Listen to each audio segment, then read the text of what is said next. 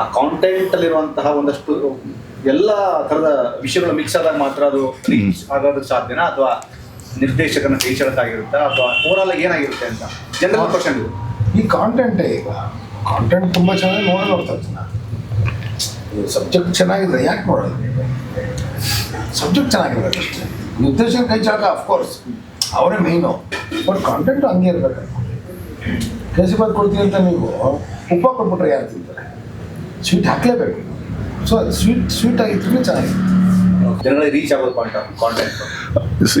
ಸೋಲು ಗೆಲುವು ಯಾರಿಗೂ ಗೊತ್ತಿಲ್ಲ, ಯಾರ ಕೈಲೂ ಇಲ್ಲ. ಅದು ಯಾವುದನ್ನು ಯಾಕೆ ಇಷ್ಟಪಡ್ತಾರೆ ಅನ್ನೋದಕ್ಕೂ ಕೂಡ ಈಗ ಉತ್ತರ ಇಲ್ಲ ನಮ್ಮಲ್ಲಿ. ಅದೇ ಈಗ ಗಿರಿ ಹೇಳಿದ ರೀತಿಯಲ್ಲಿ ಹೌದು, ಅದು ನಾವು ಇನ್ನೇನೋ ಉಪ್ಪ ಕೊಟ್ಬಿಟ್ರೆ ಇಷ್ಟಪಡ್ತಾರಾ ಅನ್ನೋದು. ಬಟ್ ಅಷ್ಟೇ ಅಲ್ಲ, ಅಲ್ಲಿ ಏನೇನೋ ವಿಚಾರಗಳು ಇದ್ದಾವೆ.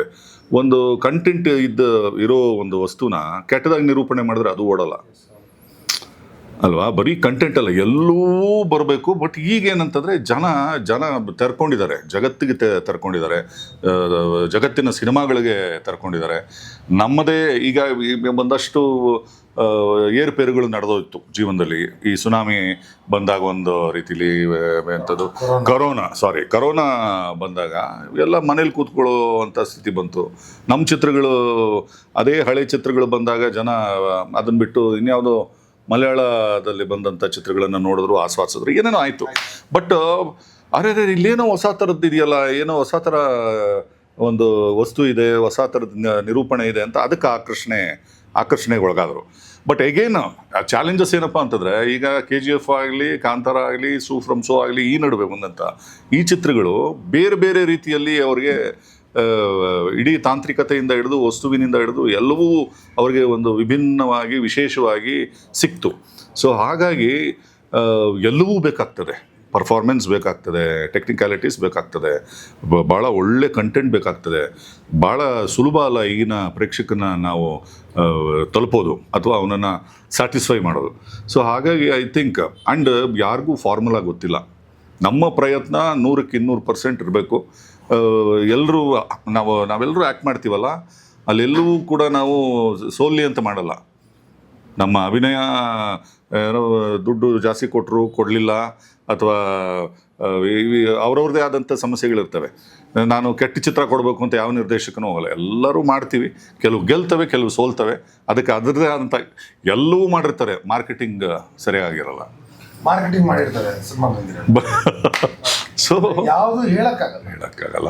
ಅದಕ್ಕೆ ನಾನು ಹೇಳಿದ್ದು ಕೇಸರಿಬಾತ್ ಅಂತ ಕೊಟ್ರೆ ಅದರಲ್ಲಿ ಎಕ್ಸಾಂಪಲ್ ಅದರಲ್ಲಿ ದ್ರಾಕ್ಷಿ ಇರಬೇಕು, ಗೋಡಂಬಿ ಇರಬೇಕು, ತುಪ್ಪ ಇರಬೇಕು, ಪ್ಲೇಟ್ ಚೆನ್ನಾಗಿರ್ಬೇಕು, ಕೊಡೋನ್ ಚೆನ್ನಾಗಿರ್ಬೇಕು, ತಗೊಳ್ಳೋನ್ ಚೆನ್ನಾಗಿರ್ಬೇಕು, ಎಲ್ಲವೂ ಇರಬೇಕು.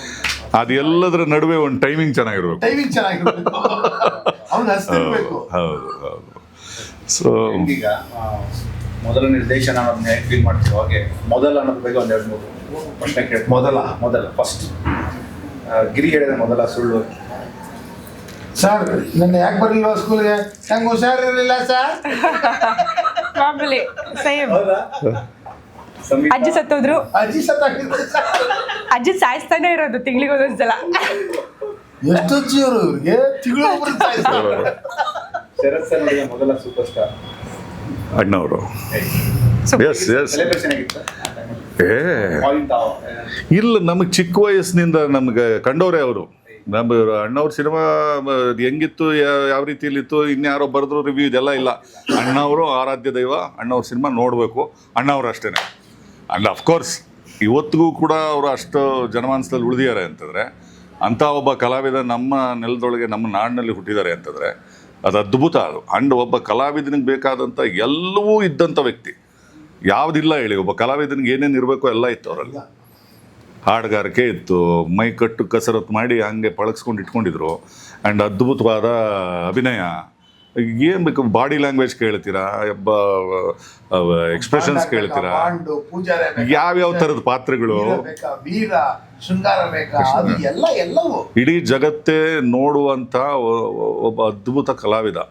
ಅವತ್ತಿಗೂ ಇವತ್ತಿಗೂ ನನಗೆ ಅಷ್ಟು ಪರಿಪೂರ್ಣತೆ ನನಗೆ ಕಂಡಿಲ್ಲ. ನಾನು ಎಷ್ಟೋ ಸಮಯ ಹೇಳಿದ್ದೀನಿ. ಯಾಕೆ ಅಂತಂದರೆ ಎಲ್ಲವನ್ನೂ ಮಾಡಿದವರು ಅವರು. ಒಬ್ಬ ಕಲಾವಿದ ಅಂತಂದರೆ ಒಂದು ಡೆಫಿನಿಷನ್, ಒಂದು ಫಾರ್ಮುಲಾ ರಾಜ್ಕುಮಾರ್ ಅವರು. ಯಾರಿಗಾದ್ರೂ ಒಳ್ಳೆ ಆಕ್ಟರ್ ಬೇಕು, ಏನ್ ಮಾಡ್ಬೇಕು ಅಂದ್ರೆ 208 ಪಿಕ್ಚರ್ ಇದೆ ಫುಲ್ ಒಳ್ಳೆ ಆಕ್ಟರ್ ಆಗ್ತೀಯ ನೀನು. ಸಂವಿಧಾನ ಏಕೈಕ ಕಲಾವಿದ ಎಲ್ಲ ರೀತಿಯ ಪಾತ್ರಗಳನ್ನು ಮಾಡಿದಂಥವ್ರು ಅಂತಂದರೆ ಇವತ್ತಿಗೂ ಡಾಕ್ಟರ್ ರಾಜ್ಕುಮಾರ್. ನೀವು ಮಾಧ್ಯಮದವರು, ನನಗೆ ಯಾವುದು ಬಿಡುಗಡೆ ಅಂತನೋ ಒಂದು ಸಿನಿಮಾ, ನಾನು ಒಂದಷ್ಟು ಎಲ್ಲ ನೋಡ್ತಾ ಬಂದೆ. ಒಬ್ಬ ಜರ್ನಲಿಸ್ಟ್ ಹೆಂಗಿರ್ಬೇಕು ಅನ್ನೋದು Yes, sir. ನೀವು ಅದರಲ್ಲಿ ಮಾಡಿದರೆ, ಒಬ್ಬ ಮಾಧ್ಯಮದ ಒಬ್ಬ ಪತ್ರಕರ್ತ ಹೆಂಗಿರ್ತಾನೆ ಅನ್ನೋದನ್ನೂ ಕೂಡ ಅಭಿನಯಿಸಿದ್ದಾರೆ. ನೀವು ನೋಡಿ ಆ ಪಿಕ್ಚರು ಇನ್ನೊಂದ್ಸರಿ. ಆ್ಯಂಡ್ ಅದ್ಭುತ. ಮೊಟ್ಟ ಮೊದಲ ಕ್ರಶ್ ಯಾವ ನಟ ಮೇಲೆ ಆಗಿತ್ತು? ಮೊದಲ ಕ್ರಶ್ ಗಿರಿ ನಿಮ್ಮ ನೋಡಿದ್ದಾರೆ. ಹೇಳ ಹೇಳು ಅವ್ರ ನಟನು ಕೇಳಿದ್ದು ಹೀರೋ ಅಲ್ಲ. ಗಿರಿ ಅಪ್ಪು. ಏನಿದು ಅಪ್ಪನ್ ಬಿಡ್ತಾರೆ ನಾವು ಆಗ್ಲೇ ಹೈಸ್ಕೂಲ್ ಡೇಸ್ ಅಲ್ಲೇ ಅಪ್ಪು ಆವಾಗ್ಲೇ ಸಾಂಗ್ ಇಮ್ಯಾಜಿನ್ ಚೆನ್ನಾಗಿತ್ತು. ಖುಷಿ ಆಯ್ತು. ಮೊಟ್ಟ ಮೊದಲ ನಿರ್ದೇಶನ ಬಗ್ಗೆ ಮಾತಾಡ್ತಾ ಕನೆಕ್ಟ್ ಆದ್ರಿ ಎಲ್ಲ ಥರನು. ನವೆಂಬರ್ 28ಕ್ಕೆ GST ನಿಮ್ಮ GST ನಮ್ಮ GST ಇದಾಗ್ತಿದೆ. ಆಡಿಯನ್ಸ್ಗೆ ಏನು ಹೇಳ್ತೀರಾ? ನಮ್ಮ ಸೃಜನ್ ಲೋಕೇಶ್ನ ನಿರ್ದೇಶನದ GST ಇದೇ 28ಕ್ಕೆ ರಿಲೀಸ್ ಆಗ್ತಾ ಇದೆ ರಾಜ್ಯಾದ್ಯಂತ. ಸೊ ನೀವೆಲ್ಲರೂ ಥಿಯೇಟರ್ ಬಂದು ನಮ್ಮನ್ನು ನೋಡಿ, ನಮ್ಮನ್ನು ಹಾರೈಸಿ ಆಶೀರ್ವದಿಸಿ ಅಂತ ಕೇಳ್ಕೊಳ್ತೀವಿ. ಸಂಗೀತ ಇದು 28ಕ್ಕೆ ರಿಲೀಸ್ ಆಗ್ತಾ ಇದೆ GST ಮೂವಿ. ಅದು ಮೊದಲನೇ ನಿರ್ದೇಶನ ನಮ್ಮ ಸೃಜನ್ ಸರ್ದು. ಇದರಲ್ಲಿ ಎಲ್ಲ ದೊಡ್ಡ ಕಲಾವಿದರಿದ್ದಾರೆ. ನಗಿಸೋ ಅಂತ ಏನು 100% ನಗೋದು ಪಕ್ಕ. ದಯವಿಟ್ಟು ಎಲ್ಲ ಥಿಯೇಟರಿಗೆ ಬಂದು ನೋಡಿ. ನಾನು ನಿಮ್ಮ ಚಮೇಲಿಯಾಗಿ ಕಾಣಿಸ್ಕೊಂಡಿದ್ದೀನಿ, ಎಲ್ಲ ಸಪೋರ್ಟ್ ಮಾಡಿ ಅಂತ ಕೇಳಿ. ಪ್ರಮೋಷನ್ ಬಿಟ್ಟು ನೋಡಿ ಅಲ್ಲ.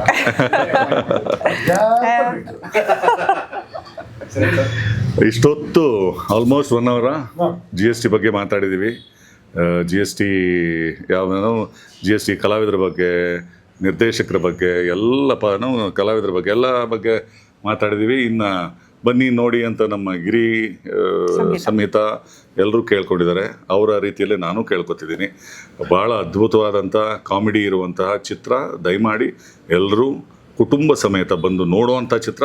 ಖಂಡಿತವಾಗಿ ಪೈಸಾ ವಸೂಲ್ ಚಿತ್ರ. ದಯಮಾಡಿ ಬನ್ನಿ 28ಕ್ಕೆ. GST ನಿಮ್ಮ ಥಿಯೇಟರ್ಗಳಲ್ಲಿ ಬರುತ್ತೆ. ದಯಮಾಡಿ ಬನ್ನಿ ನೋಡಿ. ಜೈ GST. Thank you so much. ನಮಸ್ಕಾರ. ಇದಿಷ್ಟು GST ಚಿತ್ರತಂಡದ ಮಾತು. ಸಿನಿಮಾ ನವೆಂಬರ್ 28ಕ್ಕೆ ರಾಜ್ಯಾದ್ಯಂತ ಬಿಡುಗಡೆ ಆಗ್ತಿದೆ. ಸಿನಿಮಾವನ್ನು ತಪ್ಪದೆ ಚಿತ್ರಮಂದಿರ ನೋಡಿ. ಅದಕ್ಕೆ ನಾನು ಪ್ರೇರಣೆ ಸಿಕ್ಕಾಗ್ತಾರೆ.